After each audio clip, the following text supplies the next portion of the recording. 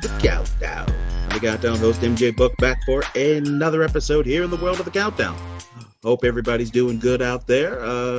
Been a little busy, but never too busy to pop out an episode for all of you listeners out there, wherever you happen to be out there in the world. Hope you're taking care of yourself, taking care of those around you.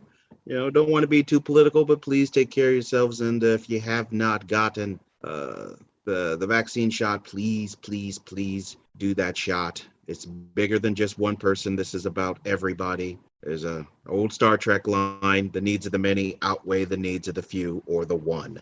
So please get your shots. Please, it's the least you can do. I'm fully vaccinated. Please get your shots. As far as this episode, this Friday, I'm going to be going to watch the latest Bond movie, No Time to Die, the swan song of Daniel Craig, his last Bond movie.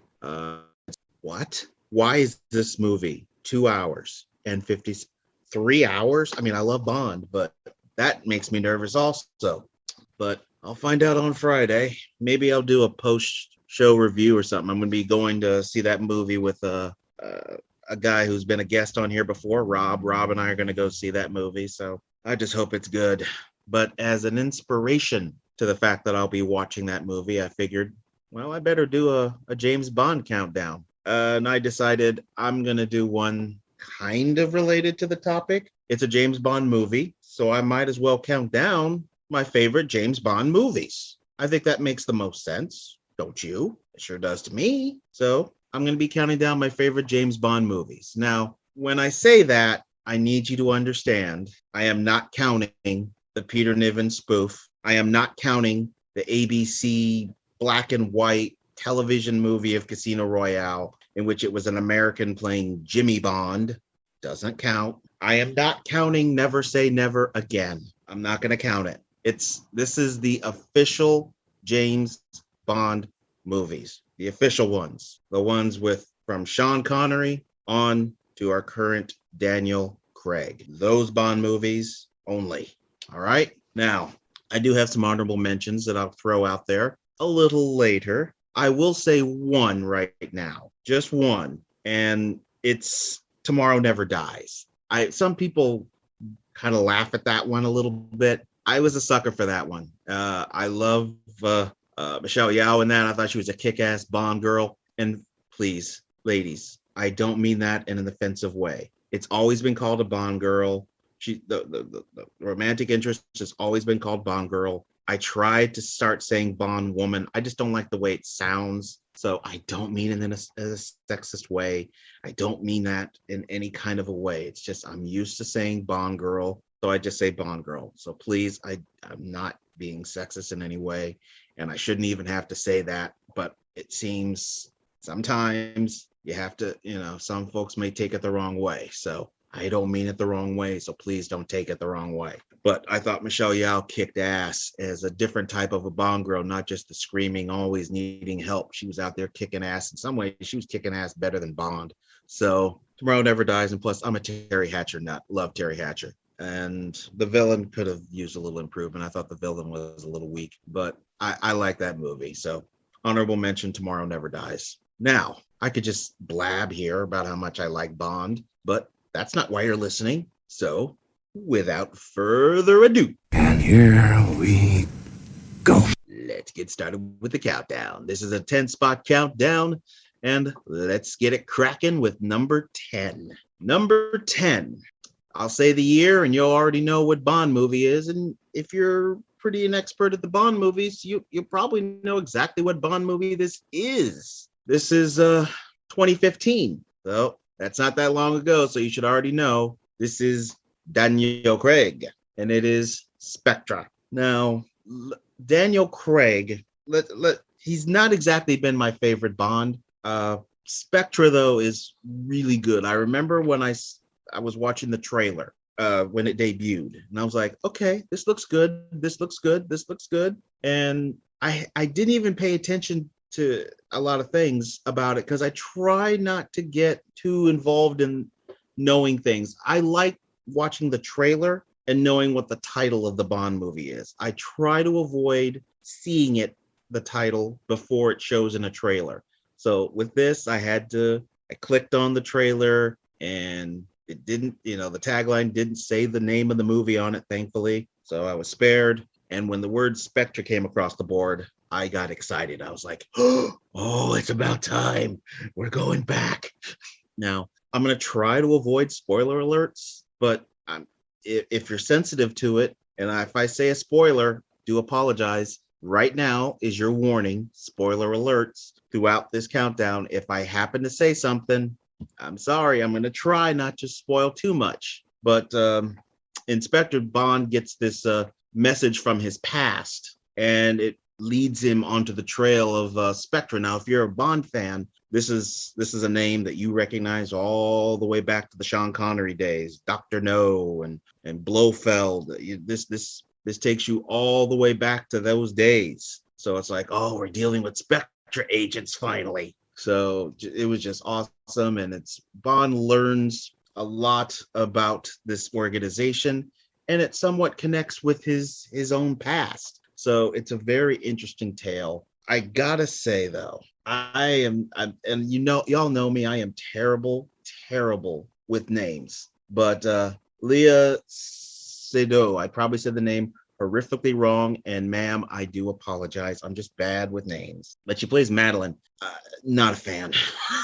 Not a fan. I don't know what it was about her in this movie, but just did not like you. Christoph Waltz, he was good. He was a very good Bond villain. So he was perfect. When I heard he was in this movie, I was like, oh, okay. He should able to play a very good villain. Ralph Fiennes, of course. Here's one of those spoiler alerts. I'm sorry, but you can look this up. Ralph Fiennes, of course, is the new M. I was curious how he would be as M. I do like him as M, so I wasn't bothered. I think that's an actually very good and inspired choice as M. Dave Bautista as Hinks. Oh, he kicked ass. He kicked ass, and that fight in the train is an awesome fight between Bautista and Daniel Craig. It harkens back to the train scene, the fight on the Orient Express back in From Russia with Love. Just an awesome fight scene. This was such a good movie, and to me, it is my favorite Daniel Craig James Bond movie is Spectre. So it deserves its spot on this countdown.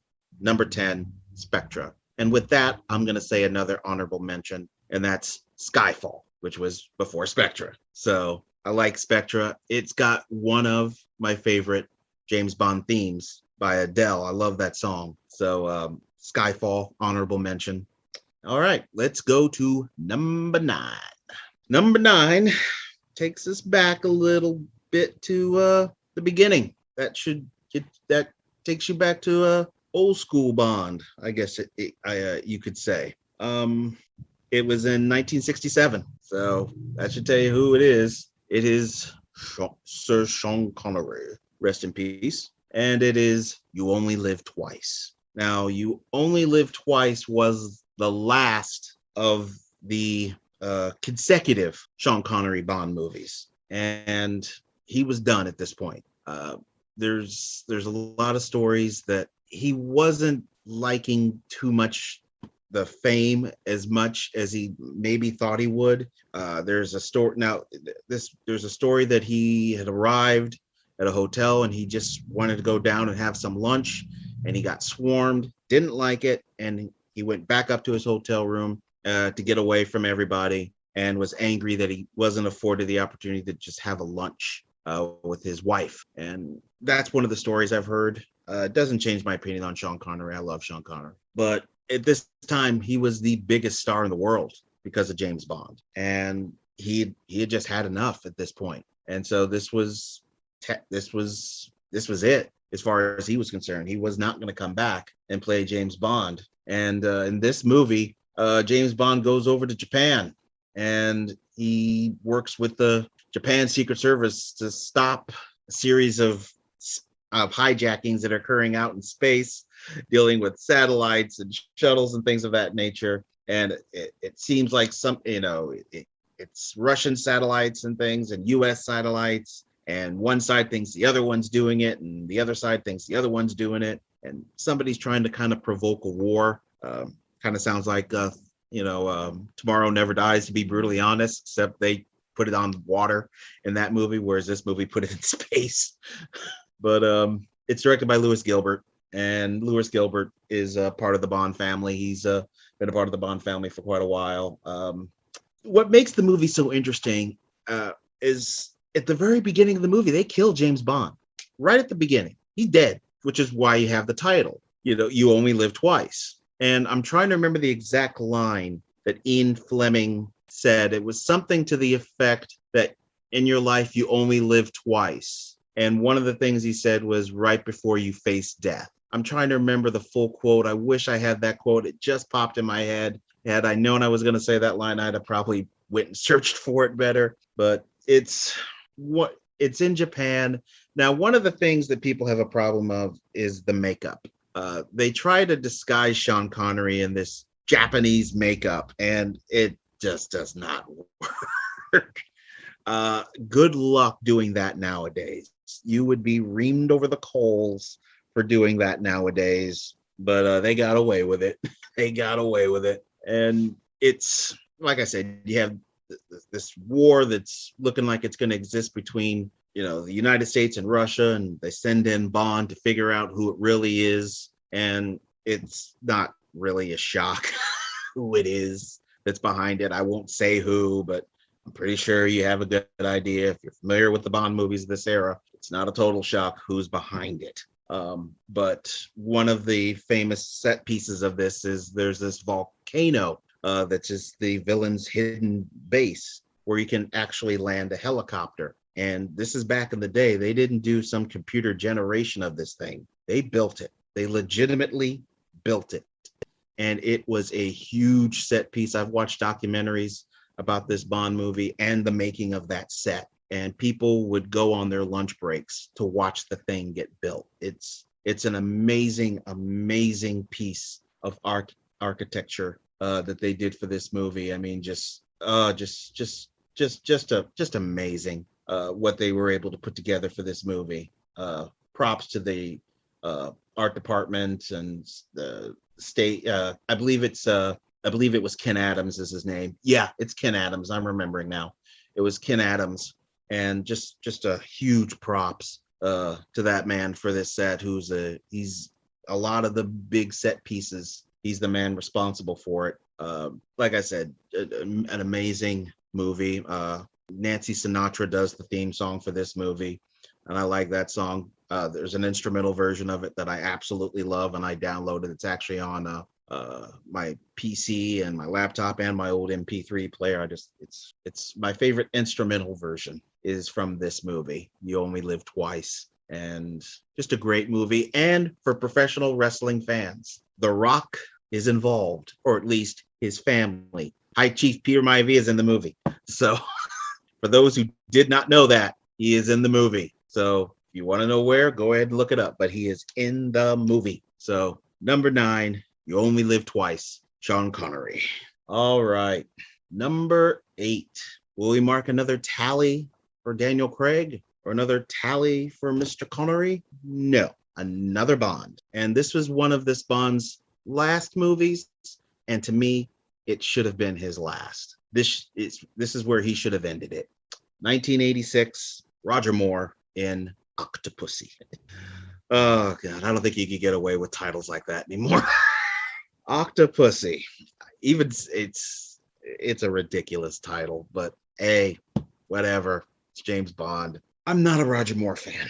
And right now, still, Roger Moore to me is still my least favorite Bond. He just is. Rest in peace to Roger Moore. I'm not hating on him as an individual or as a person or anything like that. He was a good, decent human being. The things that man did for charity, I mean it. Look it up. The man was, pardon the pun, a saint. It's just some of his, I just didn't like totally his portrayal of Bond. I thought he made it a little too goofy, and that I just did not like. I don't mind some one-liners here and there and stuff like that, but I thought he made it too goofy. But Octopussy, at this point, Roger's kind of old. Let's put it generously, he's, as he has said, long in the tooth.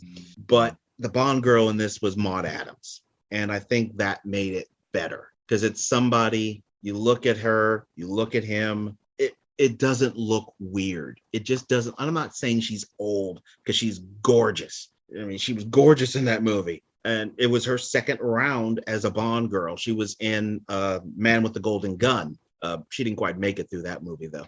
But spoiler alert. But she was in that movie. And she's actually in A View to a Kill. She is the only Bond girl to actually be in 3 movies. But it's a game. You have to go and look where she is. She doesn't say where she is. You have to find her. It took me a few times to find her, but now I know where she is in the movie and I can always identify her. So you have to go look for her. But Octopussy, like I said, this is the second to last Roger Moore movie. Should have been his last because he was getting too long in the tooth. And it deals with this Fabergé egg.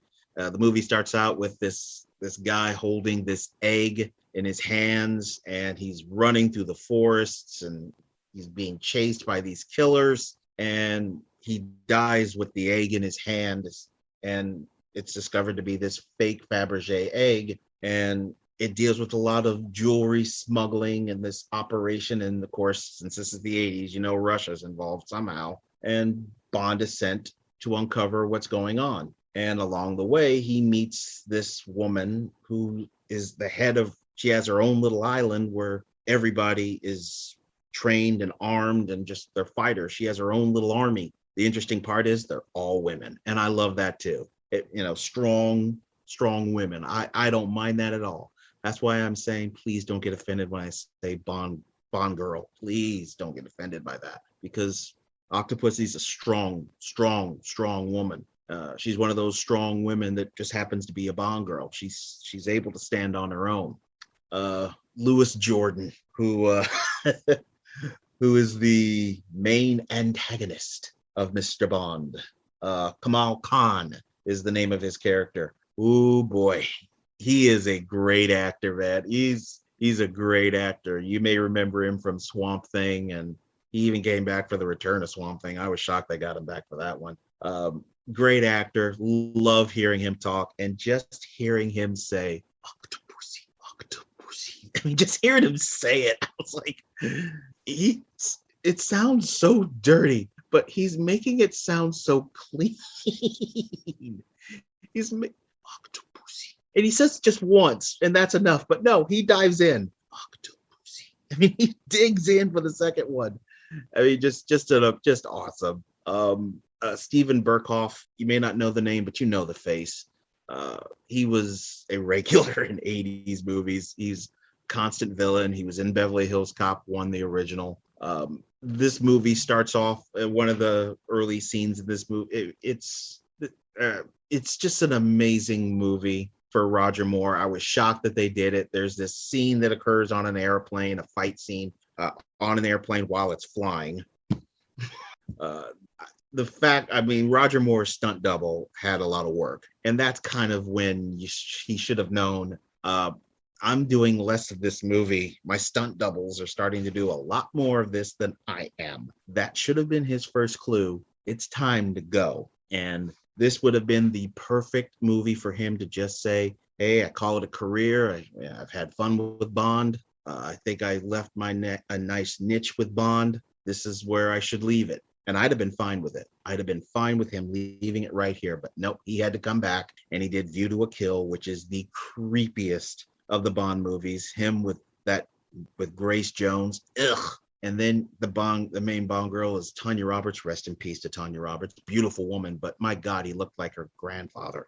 It just was not right. And Tanya even said it, that Roger was a little older than her mother. It's like, oh, that's just not right. It's just not right. That's creepy as hell. But this Roger Moore movie, it's one of my more favorite Roger Moore movies, probably around second or third. If I was to go through Roger Moore movies and count them down, it might be third, maybe. I don't know.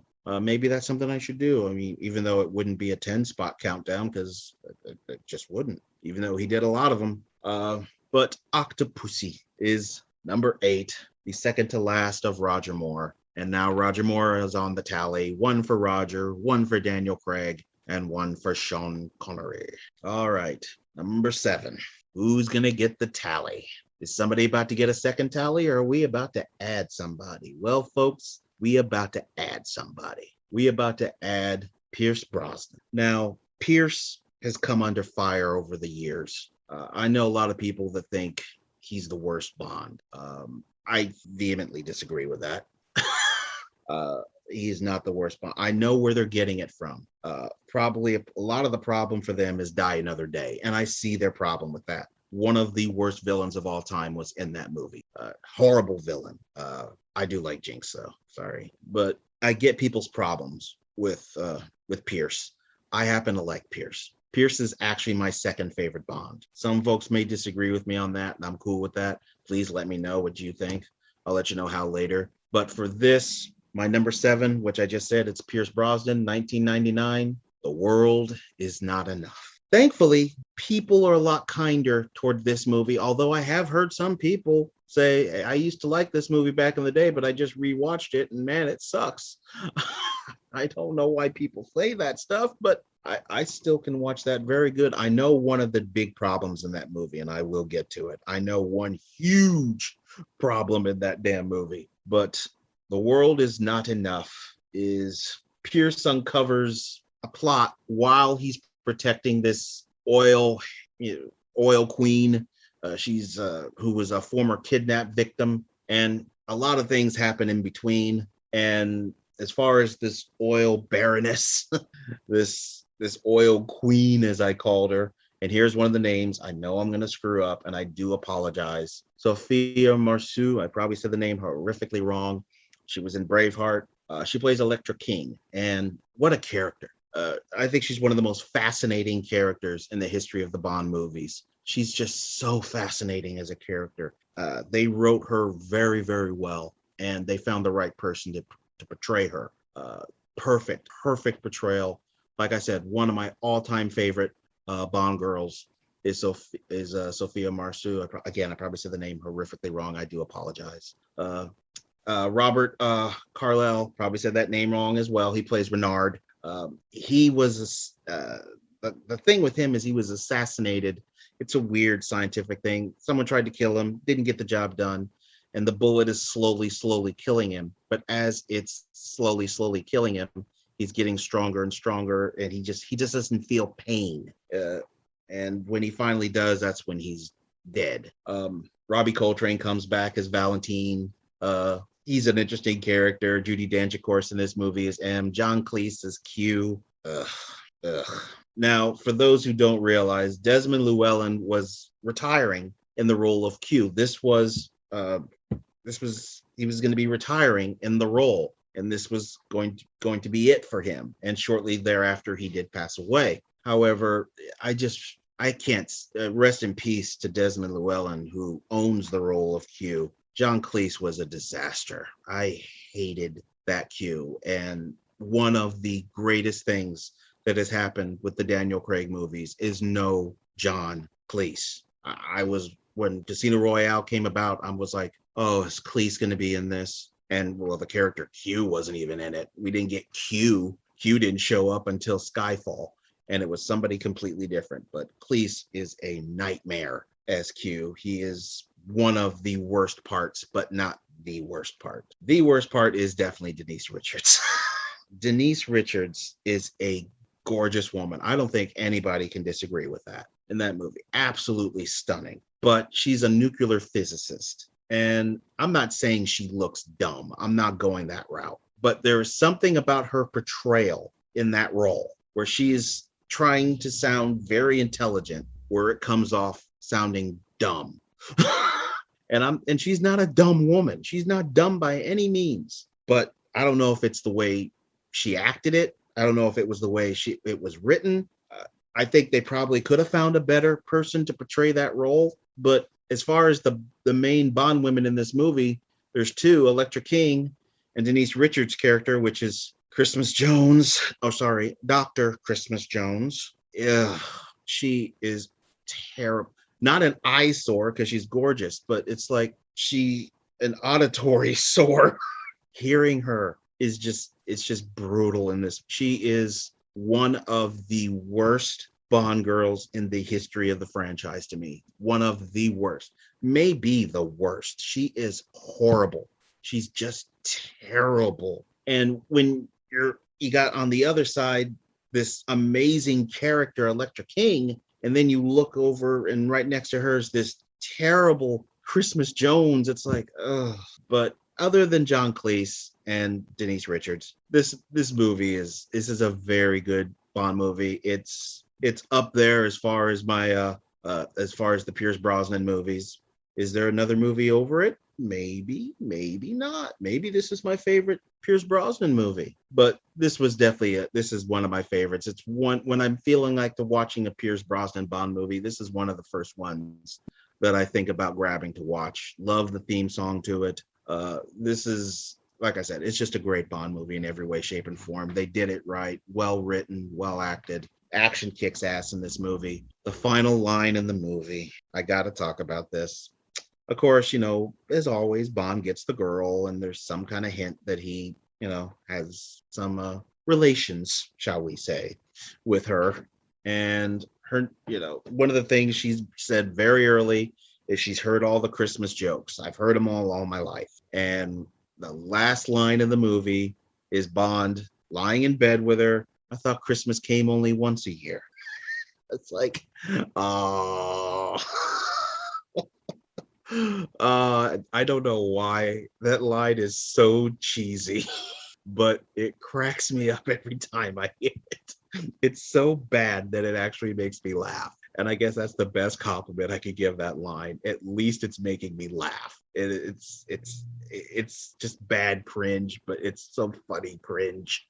So the world is not enough. Like I said, it's some folks' opinions of this movie has changed over the years. I personally enjoyed it. I thought it was a very good movie. World is not enough. My number 7. Number 6. Okay, running out of Bonds here for tallies. There's only a couple of them left. Am I about to say another new one, or is somebody finally going to get a tally? Somebody's about to get a second tally. And considering what I've already said, you may be shocked at who it is, but it is Roger Moore. With his second Bond movie on this countdown, Roger Moore, 1977, The Spy Who Loved Me. The Spy Who Loved Me is generally thought of as Roger Moore's best and one of the best of the Bond movies. It really just depends on where you come from. For some, it is the best. For some, it's one of the best. But this is one of those that is at least always in that discussion as one of the best Bond movies. The James Bond stage came into existence, the 007 stage that has been used for so many movies, including Star Wars. It has been used so many times, and it got built around this time. And Bond is in this movie, there's submarines. British and Russian submarines are being hijacked all around the world, and Bond is sent in to investigate it. And along the way, since the Russians and the British are kind of getting their stuff stolen here, they decide on a joint investigation of sorts. And Barbara Bach is sent in. She's a KGB agent. She plays Major Anna Amasova. I probably said the name wrong. Again, terrible with names. And she's, not one of those Bond girls that is just, help me, screaming for help. She's not one of those. She's a strong, independent Bond girl. And in fact, spoiler alert, the teaser, the early teaser, right at the beginning, in the snow, Bond kills a KGB agent. Well, that KGB agent was Anna's lover. And so the whole time she's saying, when this mission is over, 007, I'm going to kill you. And so it kind of made their interactions a little bit more interesting. Stromberg, played by Kurt Junkins, is the main villain in this movie, and he's your typical Bond villain. He loves the water. He has this plan of world domination. I'm not gonna go into it. It's silly, but one of the things that makes this movie so damn horrific is Jaws. I know some people love Jaws. I detested Jaws. Jaws is played by Richard Kiel, is this giant, like seven foot, just a huge monster of a man, and he has these teeth, these metal sharp jaws teeth, and that's how he kills you. Now, we're supposed to believe he's like the most dangerous assassin in the world. He's the top guy. When he's after you, you're dead. But when it comes to Bond, he looks like a buffoon. And he looks like somebody like, I think a newborn baby could escape you. You're that dumb. You're just dumb. How am I supposed to believe that you are this high trained killer when you are a buffoon? And so he is the biggest eyesore for me in this movie. I despise that character, Jaws, not the actor, because I heard that Richard is just like giants. He is a gentle giant, a sweetheart, not one of the nicest people you could have ever met in the world. It's just I hate the character. I can't stand the character. But one of the famous scenes in this movie is the Bond cars. The cars he always has are very extravagant. The car in this movie, it becomes a submarine. It's one of the more interesting things they ever did with the car, is making it being able to go into the water and pops out. And in this movie, for the next 2 or 3 movies, there becomes this trope of this one guy who just happens to see something ridiculous happen, and he looks at a bottle of wine, or he's one of the crew members on the set, and he just will pop up randomly. He pops up in this and one, maybe 2 other movies. He pops up. He's just a totally random character, but you recognize him as soon as you see him. But The Spy Who Loved Me is a great movie. Again, the set, amazing. The set work in the Bond movies is absolutely astounding. And I would say this movie is almost nearly perfect for a Bond movie, if not for Jaws.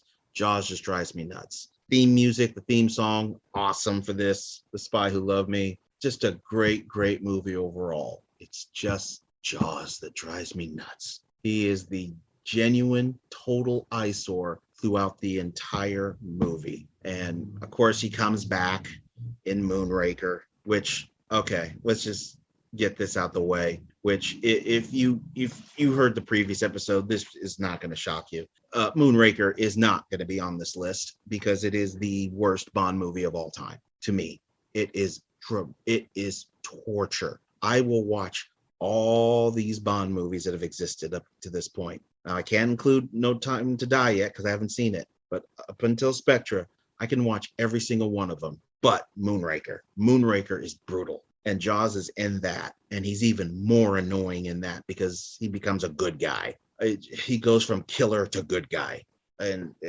it's just despicable. But The Spy Who Loved Me, Barbara Bach. Some folks, I've heard people who said she doesn't look good. I thought she was gorgeous in this movie. I think she's damn beautiful. So I don't know what people's problem with her was, but The Spy Who Loved Me, great movie.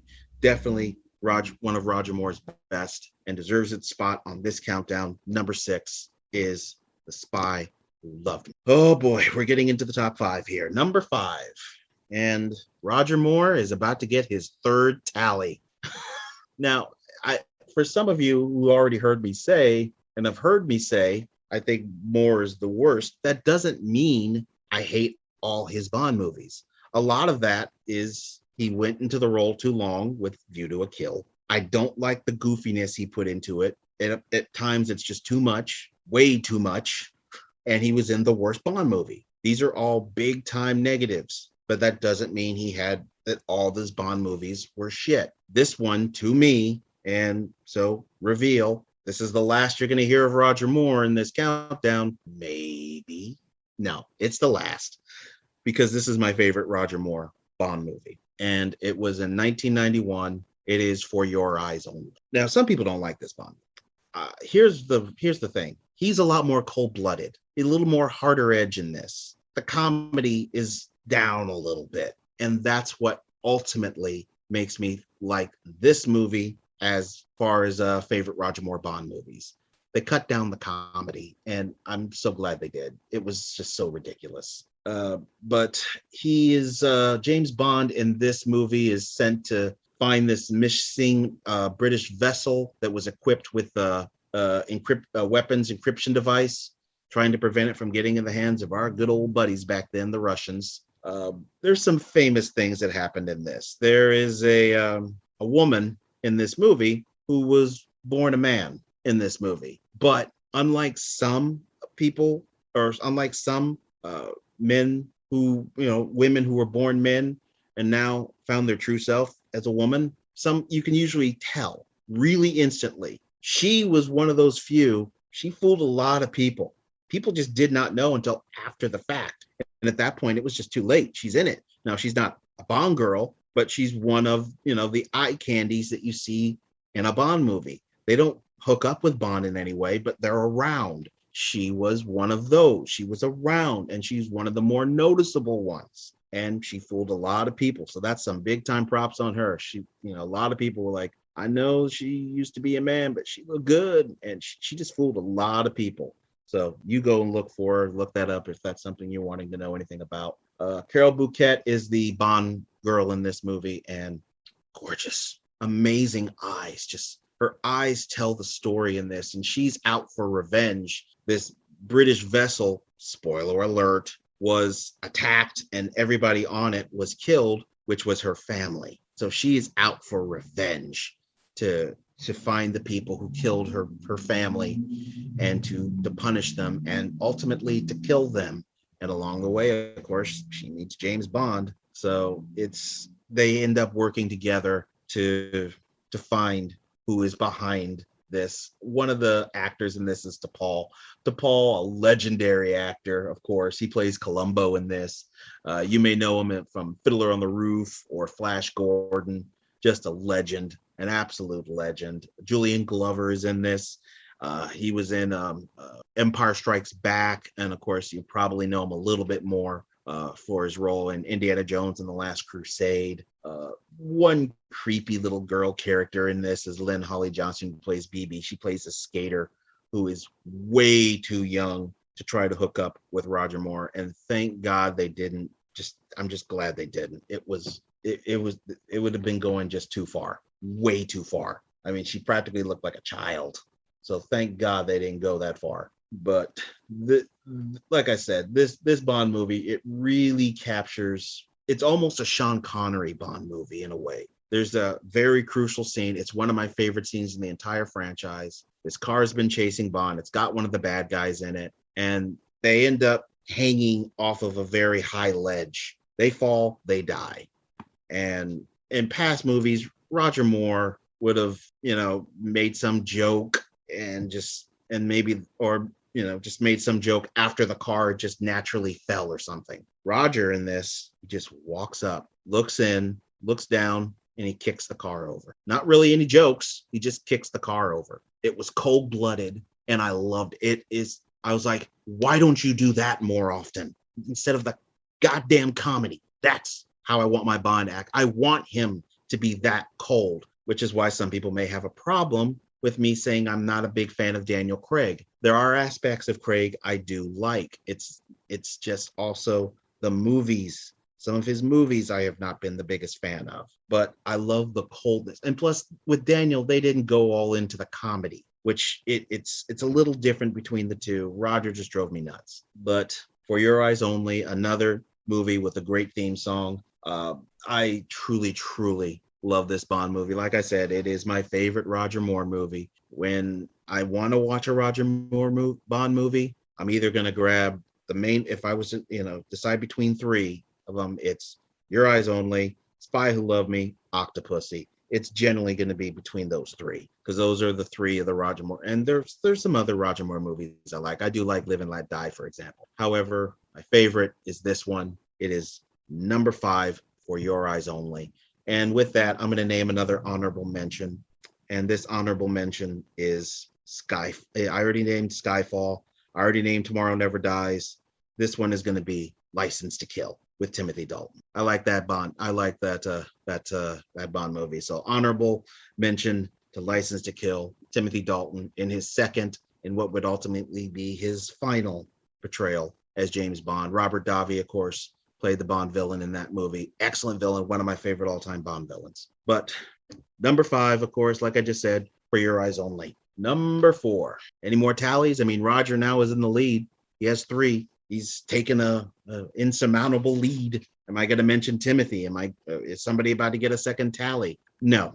Somebody's new is being added, but it's not Timothy. That pretty much should tell you who it is. 1969, on Her Majesty's Secret Service, George Lazenby, in his one and only portrayal as James Bond. Now, at the time, this movie was panned badly, and it did not do well in the box office, and ultimately, that was blamed on George, and so he was not welcomed back. But in the years since, Bond fans have been a lot kinder to this movie. And in some circles, there are many people who think this is the best Bond movie of them all, which it's a great compliment. I've actually read the Bond books. This is of the movies, this is one of the closest to the books. Not a lot of them are very close to the books. Usually only in title only, maybe in a name or two here and there. But generally, they don't go with the book too much. This one does go with the book, which is why it may have a different feel than most people would like.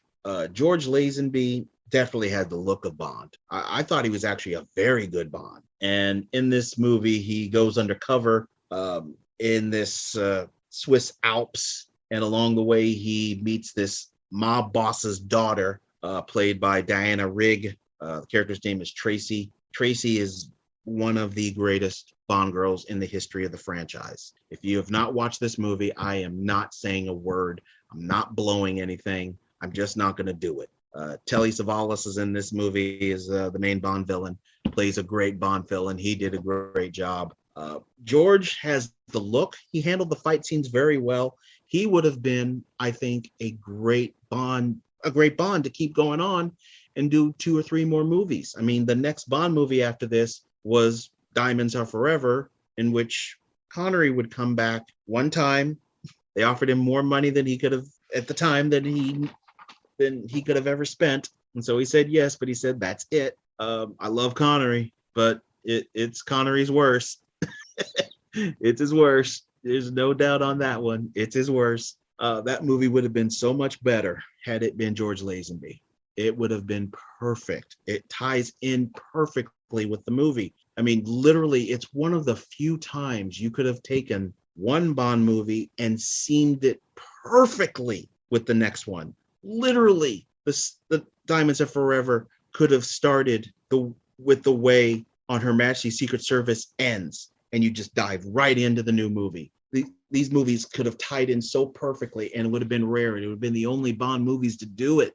It would have been the only ones until we got to Daniel Craig, and of course, they started to tie them together a little bit, but it would have been so perfect. George gets, some people still shit on Her Majesty's Secret Service. I don't. I really believe it is one of the best Bond movies ever. He is a great Bond. I would put him up higher as far as my favorite Bonds. He's to me, he's probably third, maybe second. Kind of depends on where I would put him in Pierce. I mean, Pierce did more. George only did the one, and that really hurts him. I mean, there's so many rumors about him on the set. I don't know about any of that. I mean, I've watched a lot of documentaries about that. Some of it I've heard is true. Some of it is not. Some of it was fished out. Some of it is misunderstanding. He had a documentary. I believe it's on Hulu. I think it's called Becoming Bond. I think that's what it's called. I didn't understand the hate for George. I thought he did a good job. I thought he did a really good job. I would have loved to see him carry on with the role. I think had he done a few more Bond movies, he might have rivaled Sean. I thought he was that good. He was really, really good. It just didn't work out, and it's a sad thing. I mean, there were some really good action sets in this movie. Going across the cables out in the snow, where the cable cars are kind of go up and down on, and he's on these cable cars. This was just a great, great movie. It's a damn shame that he didn't get a chance to stay on, and at the time, there was just too much hate for this movie, and so they had to blame somebody, and they're not going to blame the producers. They're not going to blame the writers. They're not going to blame the director. They're going to blame the star, and I think that's a bit shitty. I think it's really shitty to blame it all on him. But thankfully, in the years since, he's been completely vindicated, and his spot in the Bond legacy is very secure. And like I said, there's a lot of people who think this is the best Bond movie, or it's in the conversation as one of. It's one of those movies I constantly hear from people. It's one of the best Bond movies. So big time props to George Lazenby. You have a fan in me, bro. You're number 4 on this list. Number 4 on Her Majesty's Secret Service. One and only portrayal as James Bond. Oh, number 3. We're getting up there. Number 3, Pierce Brosnan is back. Second tally for Mr. Pierce. Roger, he's gaining on you. But this would be Pierce's debut. 1995, GoldenEye. The history behind this movie is legendary. Bond had been off the screen for so many years because of court cases, and that led to why Timothy Dalton ultimately didn't come back, because it was just too much time had passed. And Pierce had been offered the role previously, for I believe it's Living Daylights. He was offered it, but he was doing this show called Remington Steele, and all of a sudden, the makers of that show decided to do another season, and so now he couldn't do it. He couldn't not do Bond, and so they found Timothy Dalton. Well, at this point, there is no Remington Steele. There ain't nothing to stop him. As a matter of fact, the filmmakers met him around the time of Live and Let Die. It was the first time they'd met Pierce, and it was when they had just hired Roger Moore. That was his first Bond movie, and they looked at him and they said, he could be a Bond someday, but he was way too young back then. And so it wouldn't have made sense. But that was the first time they noticed him, which is why they went back to him, but couldn't do it because of Remington. And then eventually he finally got his chance in GoldenEye. One of the greatest debuts of a new Bond that they have ever done. Jumping off that bridge, hiding his face in shadows until you finally see him. I mean, they did this so well. Most people, even the people who rip on Pierce, they don't rip on this one. It's the one Bond movie generally they will not rip on. If there is another one, it's The World Is Not Enough, which I mentioned earlier. This was his debut. Sean Bean is in this movie, the legendary Sean Bean. You know what he's legendary for. But this movie starts off with a past mission and then jumps into the future. This is the debut of Judi Dench as M. However, it's a different M, even though it's being played by the same person. It's weird. It's kind of the same person, but it's a different M than the M she plays with Daniel Craig. But at this point, and this was controversial that M was being made a woman. I remember some people freaking out about that. I didn't care. I just didn't care. Who cares? Who cares? I mean, her nickname they called her there was the Evil Queen of Numbers. She was a different kind of M than the M we would grow to see her become. So there was a little bit of hate on her back then. But this movie basically deals with a secret space satellite, part of a weapons program that is called GoldenEye that has been stolen. And Bond is sent out to stop this criminal Russian syndicate from using this devastating weapon. And it's directed by Martin Campbell, famous. He did a Zorro movie with Antonio Banderas. GoldenEye, named after Ian Fleming. I think it's Ian Fleming's home was called GoldenEye. I think that's what it was. I think it was his home. If I'm wrong, please tell me, but I believe it was his home that was called GoldenEye, and that's where they got the title. Here's one of those one of those actresses whose names I'm gonna brutally say. I apologize. Isabella Scorposco. I probably said that name horrifically wrong. Plays Natalia Simonov. Very beautiful woman. I mean, there's no doubt on that. But the character was interesting as well. And it shouldn't just be about your looks. I should at least care about the character. And I did care about her. So they wrote that character very well. But of course, the woman that everybody remembers in this is Zonia on the top, played by Famke Janssen, who she's not a very nice lady. She has a particular way of killing people. If you've seen the movie, you know what she does. And it's something that she seems to really, really, really like. I mean, really, really like. And it's kind of weird. Robbie Coltrane, this would be his first time he would play Valentine, who I mentioned in The World Is Not Enough. It's a role we would see him come back in. Many drivers actually in this movie. Joe Don Baker, who plays Jake Wade, another character that we would see. Jake Wade was kind of the replacement type of character. I, I didn't like what they were doing. They were kind of replacing Felix Leiter with this character. And eventually, thank God, they would go back to Felix Leiter. I didn't think they needed to replace Felix. But, they kind of made Felix get eaten by freaking sharks in License to Kill. He still lived. He just got eaten by sharks. He just lost his legs, I guess. But like I said, this was such a great debut. Pierce, I think, he handles the action so well. I love how cool he looks as Bond, how just debonair he is with the lines. And he does the comedy, yes, but not so over the top like Roger Moore did. Alan Cumming is in this. And if you remember, he's invincible. This is just this is a fun Bond movie. It is a great laugh, great fun, great action. It is one of the most successful Bond movies of all time. Not the most successful, but it is one of the most.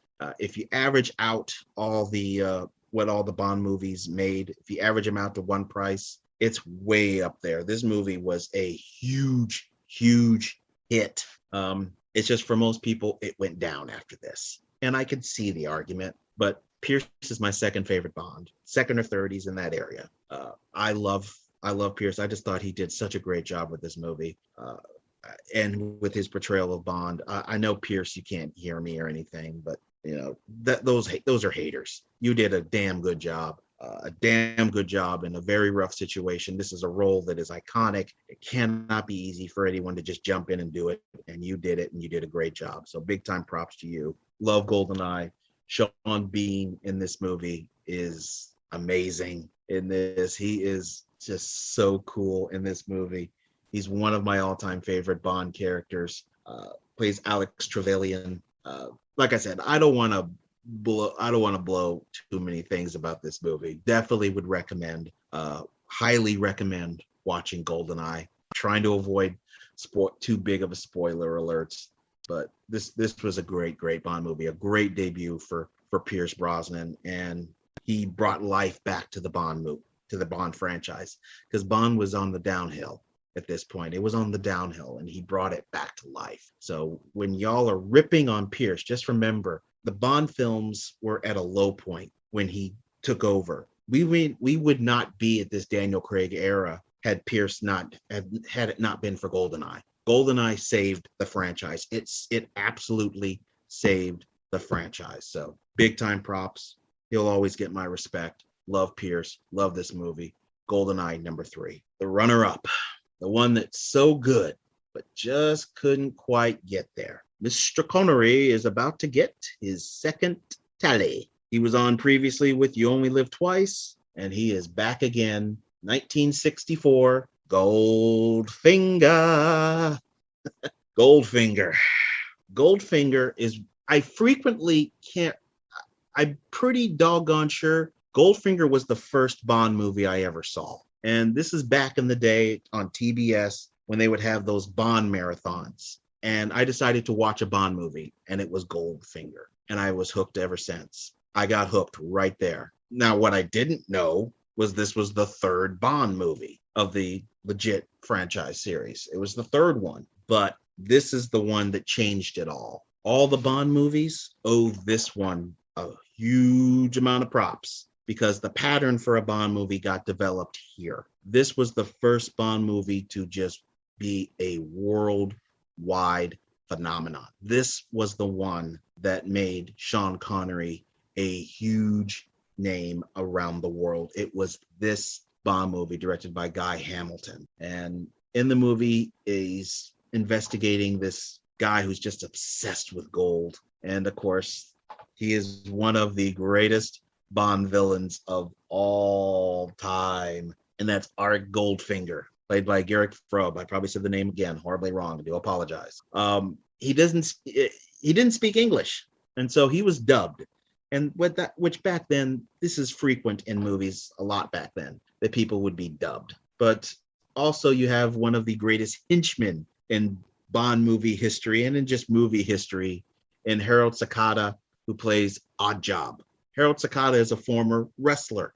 He's a former professional wrestler from, I believe he's from Hawaii. He's got the hat, throwing the hat thing. For gamers, you definitely know who Odd Job is. You know who Odd Job is, you friggin' cheaters. Sean is in this movie, of course, as Bond. He is after this man is obsessed with gold, and he uncovers this insidious plot that involves Fort Knox. And just involving Fort Knox in itself is a story, because there's maybe 3 or 4 people who've even walked in there to know what it looks like, the gold reserve for the United States. And so they had to invent something that they weren't going to get a chance to walk in. They tried, but they weren't given permission, because that's like some high level stuff to be able to walk into Fort Knox. But Goldfinger, of course, some famous things happen in this movie. Shirley Eaton, who plays Jill Masterson, she's the lady who gets covered in gold. You know what I mean by that. That was definitely a sight that probably got a lot of people's attention. I remember it was Pierce Brosnan talked about that. He said it stuck in his I think he said, I can't remember how old he said he was. I think he said like 11-year-old. It stuck well in his 11-year-old psyche. But of course, Honor Blackman. Honor Blackman is one of my all-time favorite Bond girls. And of course, she plays, there's no nice way to say this, it's the name of the character, Pussy Galore. That's the name of the character. That's right there in the books, Pussy Galore. She is one of my all-time favorite Bond girls, not because of the name. I just love the character. And this is back in the day, and this was not a character that's just screaming around for help. She's kicking ass on her own. And she's kicking ass. She's a tough, strong-willed woman. And I think she is absolutely gorgeous in that movie. Just stunningly gorgeous. This movie, had I not watched Goldfinger, I wouldn't be doing this episode, obviously. I wouldn't be going to watch No Time to Die this weekend on Friday. Sean Connery wouldn't be as big of a deal to me. In my home, I have a poster of Sean Connery on my wall. I wouldn't even know that I share my birthday with Sean Connery. He was born August 25th. I was born August 25th. There's a huge portion of my life that would be just absent. What would that be replaced with? I don't know. But had it not been for watching this movie, I would not have been. Maybe somewhere down the line, I would have found another Bond. Maybe I would have found a Bond movie. But had it been something like Moonraker, I would have never stuck with Bond, for example. I just wouldn't have. I would have thought it was stupid. This was the first one, and it captivated me. It stuck with me. The Aston Martin, this is where that lovely car makes an appearance. Beautiful car. It's the car you think of when you think of Bond. It makes a return, of course, in the new Bond movie. It's great to see the Aston Martin come back. This is just a legendary movie. It was a smash hit. Merchandising, all the merchandising that movies do now. One of the first movies to get that ball rolling was this. Everything was Goldfinger. There was merchandise all over the world for Goldfinger. And Sean became a worldwide superstar, all because of James Bond. And it started with Goldfinger. And it earns its spot proudly, just barely, at number 2 as favorite Bond movies. Just in passing again, Honor Blackman. Just gorgeous. All right, there's only one left before I do what my number 1 is. Quick rundown through the countdown here. Number 10 was Spectra from 2015. It was a Daniel Craig movie. Number 9, You Only Live Twice from 1967. The first Sean Connery movie on the list. Number 8 was 1983's Octopussy, Roger Moore. Number 7, The World Is Not Enough, 1999. Pierce Brosnan makes the list. Number 6 is The Spy Who Loved Me from 1977. Roger Moore's second movie on this list. Number 5 is For Your Eyes Only, 1981. Roger Moore making his third appearance on this list. Number 4 is On Her Majesty's Secret Service from 1969. George Lazenby's one and only performance as James Bond. Number 3 is Pierce Brosnan, his second portrayal, his second appearance on this list as Bond from 1995. And I just said it, Sean Connery. Goldfinger, 1964, his second appearance on this list of Bond movies. Number 1, if you know me, you already know what it is. I have never said that any other Bond movie was any different as being number 1. It has always been one movie, and it is Mr. Sean Connery with his third, tying Roger Moore on this list. 1963, From Russia with Love. This was the second Bond movie I saw. And conveniently, it is actually the second Bond movie. This came out before Goldfinger. When I watched this, I already loved Goldfinger. And I was like, okay, I'm a Bond guy. But then I saw this and I was like, okay, that's my favorite. Does it have the level of action that Goldfinger does? Probably not. But there was something about the story about this, the slick spy feel of this movie. Tatiana Romanoff, who's the Bond girl in this movie, absolutely stunning. One of the most beautiful of all the Bond girls. Unfortunately, not a big fan of the character, but she is stunning in this movie. She's a former pageant contestant. I think she was Miss Italy. I think she was Miss Italy, which is where Bond movies back then got a lot of the Bond girls. They would get them from these pageants. But James Bond in this movie, played by Sean Connery, of course, is a part of there's an assassination plot and a Russian beauty who is maybe the key to getting an encryption device called the Lecter. There's a lot of stuff going on in this movie. And it's interesting watching the making of. They didn't know how to put the pieces together. And so this movie could have looked completely different than it turned out. But they did it the right way, and what made the movie so much better in the way they decided to do it. I would strongly recommend, there's a documentary about the making of this movie I would strongly recommend watching because it was just amazing, the choices they had to go through. Robert Shaw's in this movie, plays Red Grant. You may remember him from playing Quint in Jaws. And I already mentioned it, the Orient Express fight scene in this between him and Sean Connery. This was controversial back in the day because the fight was so brutal for the time. And for that time, now you look at it, not brutal, obviously, but at that time, this was different. This was controversial. A lot of things happened on this movie. So many things happened on this movie. It was around this time, unfortunately, that we lost Ian Fleming. He never got to see Goldfinger. He died before Bond Mania hit the world, but he was on the set of this movie. He was on the set, and unfortunately, he never really got to live long enough to see Bond Mania truly hit. But I'm sure that he had a pretty good inkling that Bond Mania was on its way. Wish he could have been able to see it, but sometimes that stuff happens. Rest in peace, of course, to Ian Fleming. Pedro Amendalis. He plays Ali Karim Bey. It's a sad story. During the making of this movie, he discovered he was very, very ill. He was sick and he was dying, but he wanted to finish this movie so he could get the money for his family. And they reworked the shooting schedules to get his stuff shot as soon as possible because he was very ill. And there's moments he needed to be propped up because he couldn't stand on his own. Big time salute to Pedro. Eventually, unfortunately, they were done filming all his stuff. He went to a hospital, I believe it was UCLA, and unfortunately, that's where he eventually died. But his mark on the James Bond legacy is tremendous. His son would play a character in License to Kill. His son would play a role, and it's quite the honor that they did that. I think that's such a cool memorial to Pedro Almendalas. I love what they did there. Just beautiful, just a beautiful salute.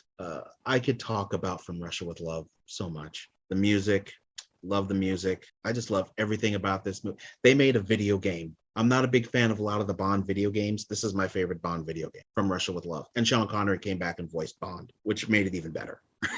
Sean Connery voiced him. There's just nothing about this movie that sucked to me.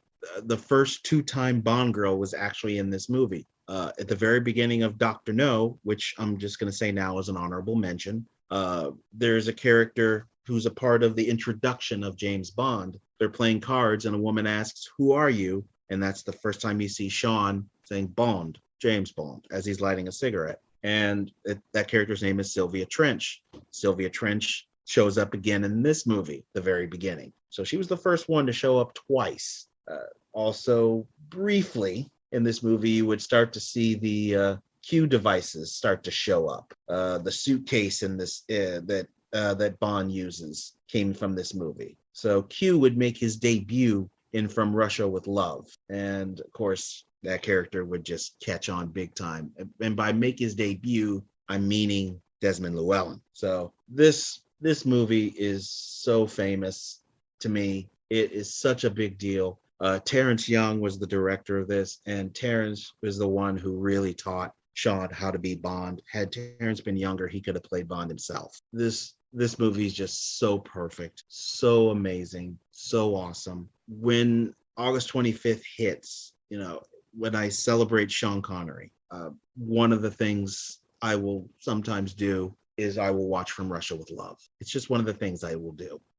When I want to watch a Sean Connery Bond movie, it's just the first one I think. It always is. When I want to watch a Bond movie, it's generally the first one I just think of. It is my all-time favorite Bond movie. There's just nothing wrong with it to me. Nothing. There's not an acting choice I disagree with. I mean, Daniela Bianchi, who plays Tatiana Romanoff, the character could have been better written. There you go. There's a negative. It could have been a little better written, but it wasn't so badly written that it ruins it. Not like Christmas Jones. That was just brutal every moment. But Robert Shaw, like I said, playing Donald Red Grant. Loretta Linya, who plays Rosa Klebb.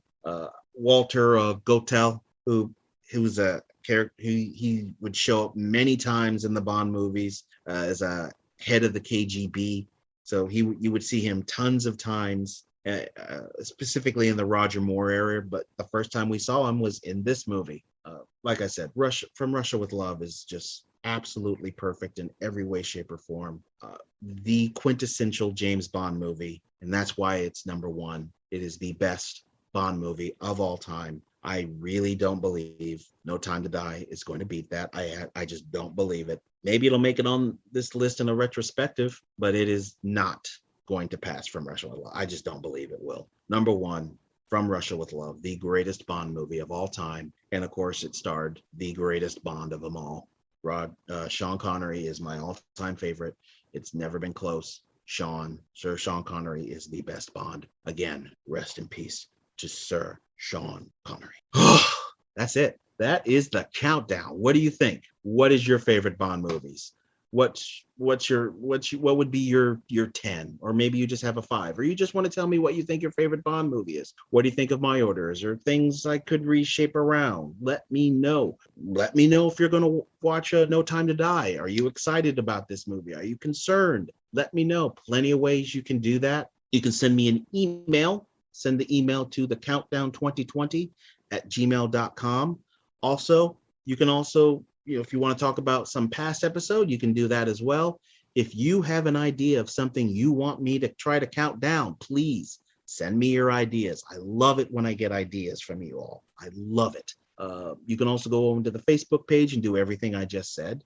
Just search on Facebook at the Countdown 2020 Podcast 1. You can go on to Twitter, just search at the Countdown PO1. You can go on to Instagram, just search the Countdown 20. You can go on to Spotify and listen to all the episodes of the Countdown. Just search the Countdown 2020. You can head over to Amazon Audible and you can search for the Countdown Podcast. Listen to all the episodes there as well.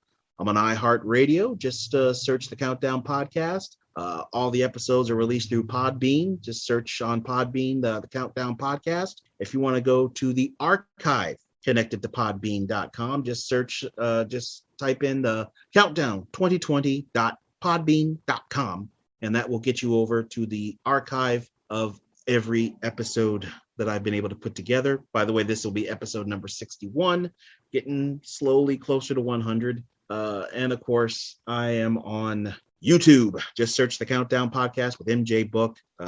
Like I've said before, not every episode is going to get a video episode, but there will be an audio episode that will always be put up on YouTube.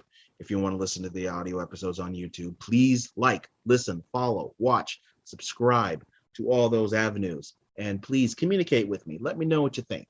Let me know if there's something I'm doing wrong you think I should improve. I want to hear from you. I embrace the convo. Also want to thank Incomtech.com and Kevin MacLeod for the royalty-free music, Ice Flow, that you hear at the beginning and ends of the episodes here. And I want to, again, I always thank you listeners and viewers. However you choose to get involved with the show, I want to thank you all. I appreciate every single one of you, whether you've only listened to the show one time or a couple of times, or you listen to every episode. I greatly, greatly appreciate it.